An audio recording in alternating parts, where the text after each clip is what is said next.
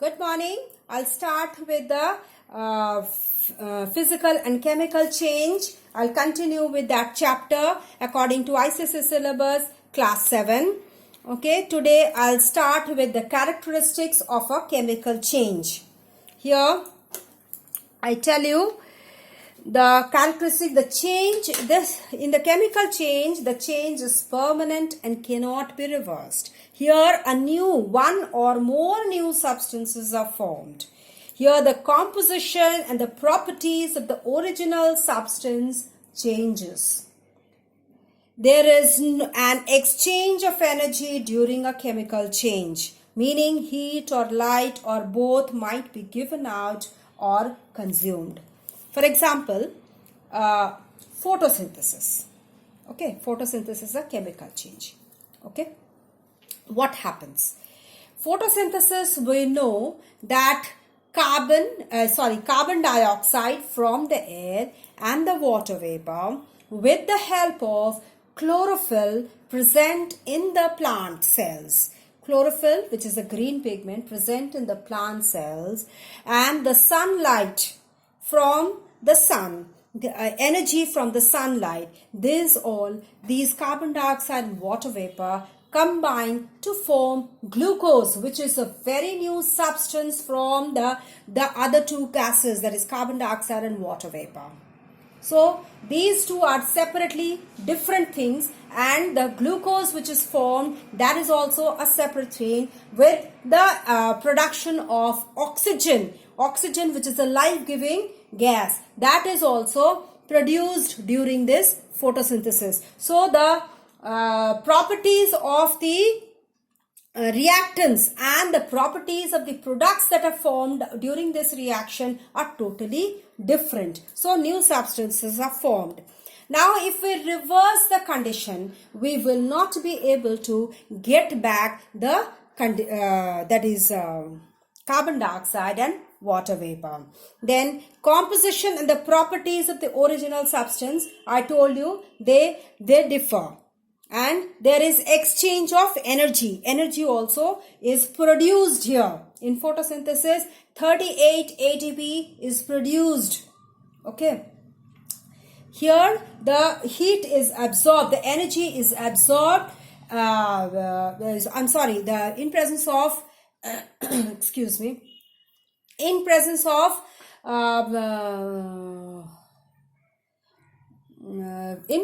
sunlight, in presence of the energy is absorbed and the reaction takes place. Here energy is not produced here. Here the energy is consumed. Okay. So this is the reaction. This is a chemical change. Now some physical changes. For example, dissolving. It is a process in which a substance known as solute mixes completely with another substance known as a solvent to form a homogeneous mixture called solution. Like sugar dissolving in water. Sugar is a solute, water is a solvent, sugar dissolving in the water, there is solute dissolving in solvent to produce a solution. Okay. Now freezing. Freezing is also a physical change. What happens in this process in which a substance in a liquid state changes to its solid state on cooling at a particular temperature. And what is that particular temperature? It's the freezing point. It's the temperature at which the liquid state changes to the solid state at a given pressure. Okay, that is called freezing or solidification. This process is called freezing or solidification, and that particular temperature is called freezing point. All pure substances have a definite freezing point. For example, pure water freezes at 0 degrees centigrade into ice. Okay. Next, melting. Melting is a process in which a substance in the solid state changes into liquid state at a particular temperature. again a particular temperature. This particular temperature is called melting point, and the process in which the solid state becomes the liquid state is called the melting. Process is called melting, and that particular temperature when this happens is called the melting point. That is melting point is that temperature at which the solid starts melting. For example, melting point of ice is 0 degrees centigrade. Numerically, the melting point and the freezing point of a substance are the same. Okay. Next, we come to boiling. It is a process in which a liquid on heating changes into its vapor state. Again, at a particular temperature. This particular temperature is called the boiling point. Okay. This particular temperature is called the boiling point. That is, it's a particular temperature when the liquid starts becoming its vapor at a given pressure, and the process is called boiling. Okay, all pure liquids have a definite boiling point. So for example, boiling point of water is 100 degrees centigrade. Okay, next we come to evaporation. Now, what is evaporation? It is a process during which a substance in the liquid state changes into vapor state at any temperature below its boiling point, not at 100. Now, for example, of water, water also evaporates into its gas, that is water vapor. It becomes water vapor, but not at 100 degrees centigrade like in case of boiling. This evaporation starts below this boiling point at any temperature. It can happen. It's a very slow process. Okay, like water of the rivers, lakes, ponds, etc. change into vapor due to evaporation. Evaporation is also called vaporization. Okay, as it becomes vapor, so it can also be called vaporization. Now we come to condensation. It is a process in which a substance in vapor or gaseous state changes into liquid state at a particular temperature. Again, at a particular temperature, that is called, condensation point. Okay, there is also a particular temperature in which the gas or vapor state changes into its liquid state.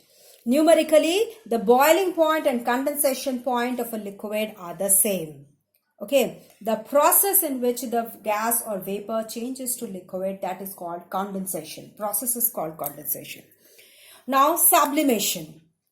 Here, in this process, what happens? A solid directly changes into vapor without melting. Okay, and again, when it is cooled, it's generally happens when it's heated. But sometimes it can happen at the room temperature also. I'll tell you the examples, okay, later on. Then, and when it is cooled, it's found that the vapor directly converts into solid without becoming liquid. This is called sublimation. It's a reversible process and no new substance is formed. Okay. For example, solids like ammonium chloride, then iodine solution, these all, they can vaporize, they sublime at when heated, but camphor, naphthalene, they sublime at room temperature only. Then drying of clothes. It is a process in which when wet clothes are spread in the open and the water slowly evaporates and the clothes get dried. This is also a physical process because we can again wet them and again dry them. If we put in the sun, the water will evaporate and they can again become dry. Not even the sun, you can keep in the shade also, but still that can evaporate and again dry up. Then now we come to the examples of some chemical changes. The burning of wood or coal.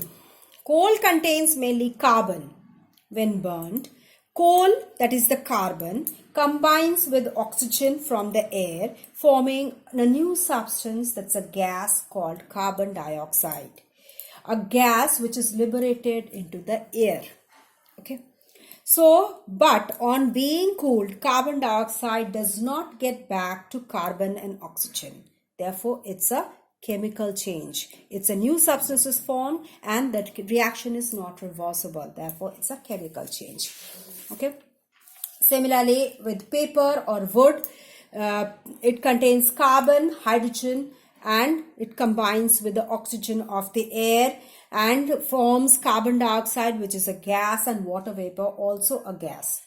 Okay, so when cooled, the carbon dioxide and water vapor, if they are cooled, they do not give back paper or wood.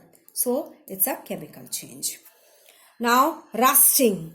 A piece of iron means it contains Fe, that is ferrous. The scientific name of iron is ferrous. So it contains ferrous ions. Okay. Now, when left in moist air,